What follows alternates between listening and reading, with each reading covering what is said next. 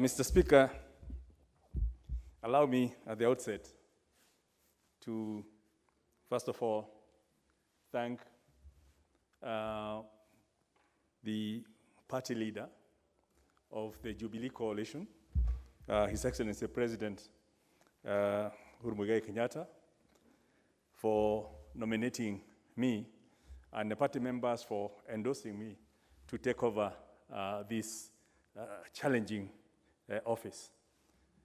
I know it's challenging because in the 10th Parliament, I had the responsibility as Deputy Leader of Government Business, but technically became the de facto Leader of Government Business for the last 3 years of the 10th Parliament. So I know the drill and what it means, and that it really takes you being seated here and takes away from family, takes you away from constituents, takes away from basically the other things you want to do. And it's against that background that I want to recognize the sacrifice and effort that my predecessor, the Honorable Aden Duale, has put in this office for the last 7 years. I've been here in the 12th Parliament since 2017, and I've been watching him. We've worked together. Fortunately, we are good friends. We've worked together through the House Business Committee, and even here in Parliament. And I've seen the amount of time he's actually put in being in this House, being in the committees, constantly on the phone, consulting, being the linkage with the ministries, sorting out the issues between the committees and the ministries. So I've been learning from him without necessarily thinking that I'll eventually take over from him. So I want to really thank for the lessons given so far, and you have promised, obviously, to be there for me, because there's certainly, obviously, some things that you gain. 7 years experience is not anything. You cannot do something for 7 years and not learn some intricate ways of getting things done.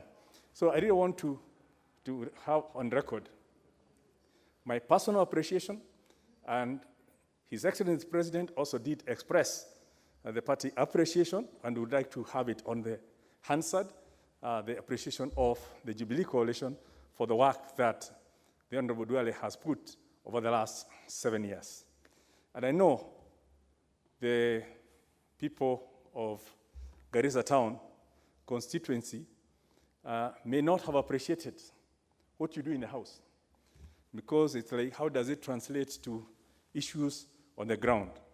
Now, perhaps within the next 2 or so years, it will give you also an opportunity to get back to them and they see on the ground and get to understand what you've been doing for the last 7 years. I did 10 years, Mr. Speaker, if you recall, in cabinet. The people of Kipipiri at some point even decided, now what's this man doing? He's out there in the ministry. We want an MP on the ground. And they made a change in 2013. But I took it very positively, and I said, it's a nice break for me to also reconsider what I need to do for my personal development. And I went back to school. And, I think that was the best investment I made of that period when I was away. So at times, nature provides you with an opportunity to redefine yourself. And I want to ask my friend and the Duale to look at it from that perspective. There are some crucibles, or so-called crucibles in leadership, that comes and it changes your life, and you start thinking, yes, I've been doing this, but is there something else I probably should be doing? And gives you time to start preparing. So I would like to really ask that we continue working together.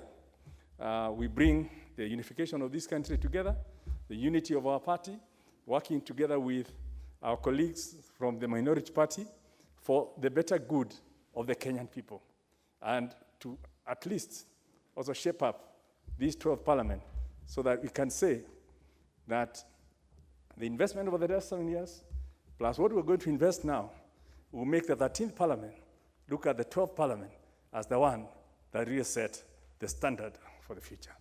So, Mr. Speaker, I don't want to continue saying a lot. I could get emotional, but it's a